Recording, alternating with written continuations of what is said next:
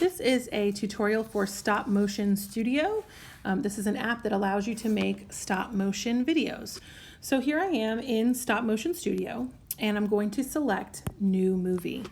You'll notice that a camera immediately pulls up.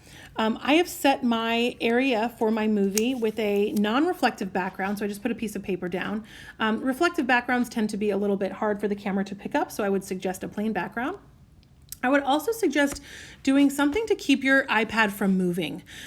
You're going to notice when I make my movie, because I'm holding my iPad with my hands, it's very challenging to actually keep it still. So keeping it in your case perhaps, or setting up some sort of stand would be very helpful.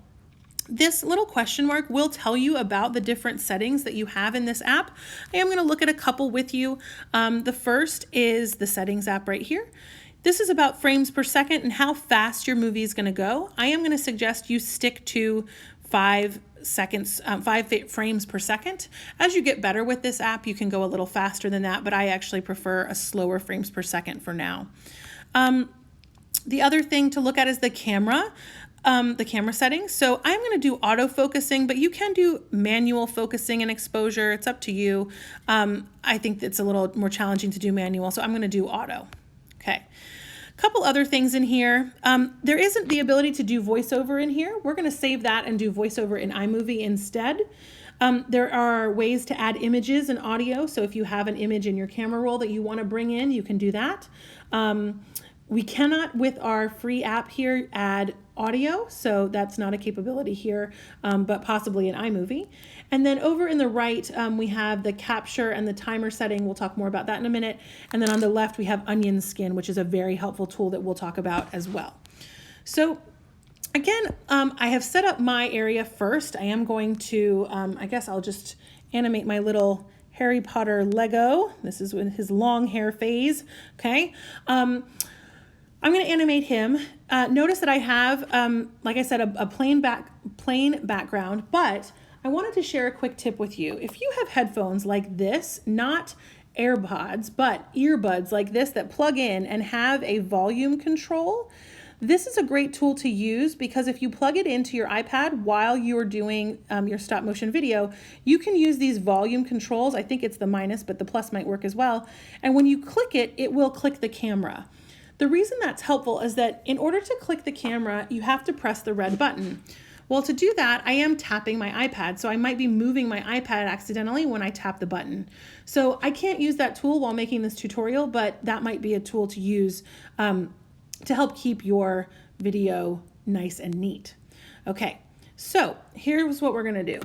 We are going to take a picture. So I put my character or my object where I want it. I'm going to try to keep my iPad as still as possible, and I'm going to press the camera button and take a picture. And notice I now have a picture down at the bottom left. Now, I can put a grid on here. This does not show up in my final movie, but it might help me orient things. But my favorite tool is this onion skin. So when I pull that little dot down, I now see a reflection of where Harry used to be and where he is now. So I'm going to move him just ever so slightly. And I'm going to take up another picture. And then I'm going to move him ever so slightly and take a picture. Notice that I am wobbly. I'm really not moving a lot, but it does not take a lot to make my iPad wobble. So it's really important to try to get your iPad as still as possible. Notice that I'm also making very small movements with Harry. He's not being moved a lot each time. The closer the movements, the more smooth the movie. So you're going to have a lot of frames to show what you want to show.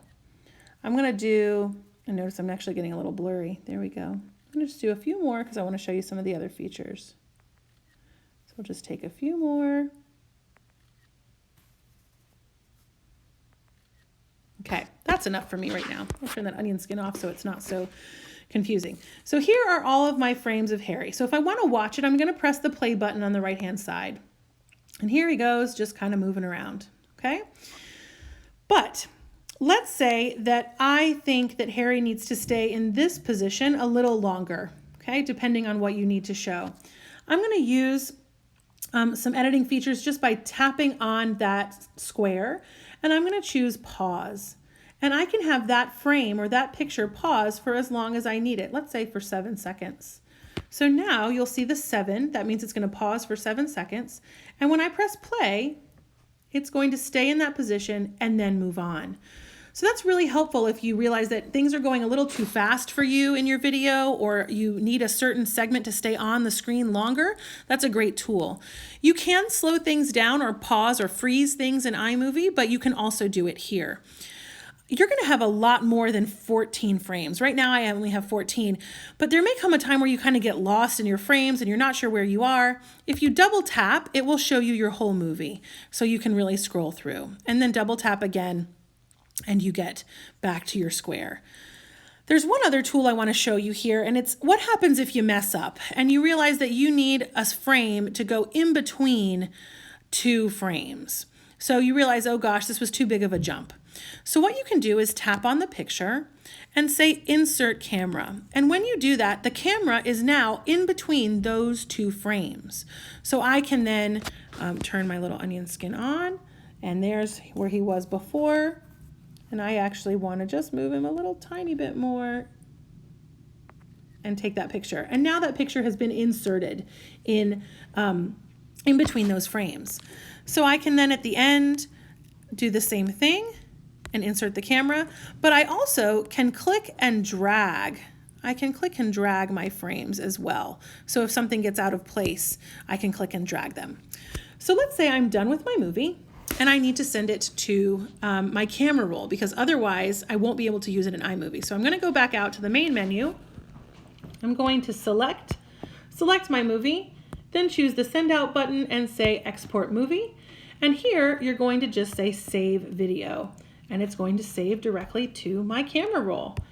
The next video in this series will show you how to bring this video into iMovie and then record audio over it.